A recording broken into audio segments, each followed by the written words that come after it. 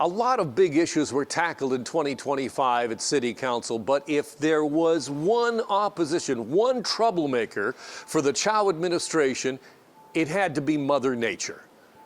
Cast your mind back to February of 2025 when the city was hammered by historic snowfall. Plows struggled to keep up. Sidewalks were not cleared. Snow removal was virtually non-existent. The mayor said it wasn't acceptable and ordered a review of snow clearing contracts.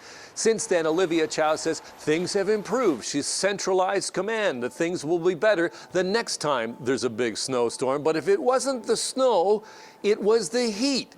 During a heat wave this summer, pools were closed because it was too hot. How hot was it? So hot that the lifeguards felt unsafe and pools were closed, much to the surprise of even the mayor. We apologize for that. This cannot happen again. Perhaps they can be better prepared. Shouldn't your administration have been prepared? Well, we were very prepared for it. We announced that there would be pool opening. But they weren't open. They ended up not being open. They were closed for 1 hour, 2 hours, 3 hours. They were technically open. Olivia Chow now says the city is hiring more lifeguards and there should not be a repeat of closed pools when it is too hot. Another big issue at Toronto City Hall all 2025 was friction with the provincial government, perhaps none more so than speed cameras. At the beginning of the year, the concern was about vandalism and speed cameras being repeatedly cut down. But over the course of the year, the Ford government increasingly objected to them being in place at all, with Doug Ford saying, not only do they not work, they are simply a cash grab. Speed cameras, just to emphasize again, they aren't working. They should be doing a study, in my opinion, on once we install the signs behind us. Once we install turnabouts, that's what slows it down. Folks, this is black and white. It's about as clear as day. You know, traffic calming measures slow people down.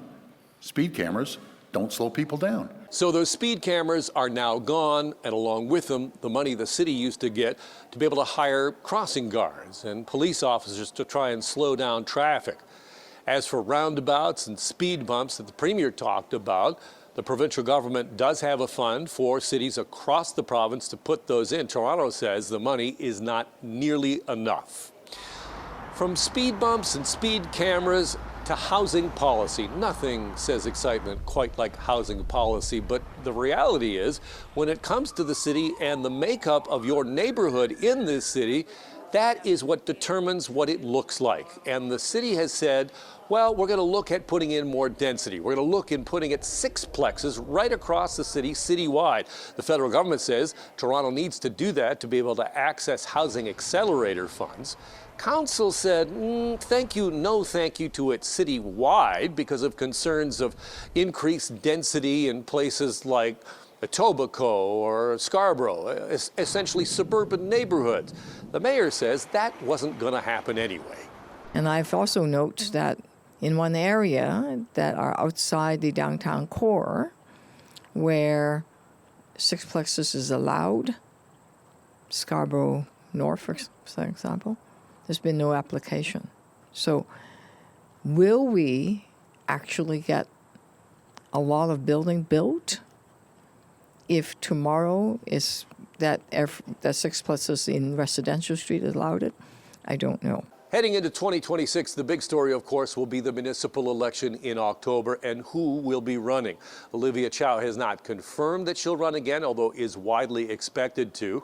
John Tory says he's still thinking about it, kicking it around. He'll make a decision at some point. The only person declared so far is Beach's East York councillor Brad Bradford. In October, we go back to the polls, and the City of Toronto will decide who gets to be mayor. Alan Carter, City News.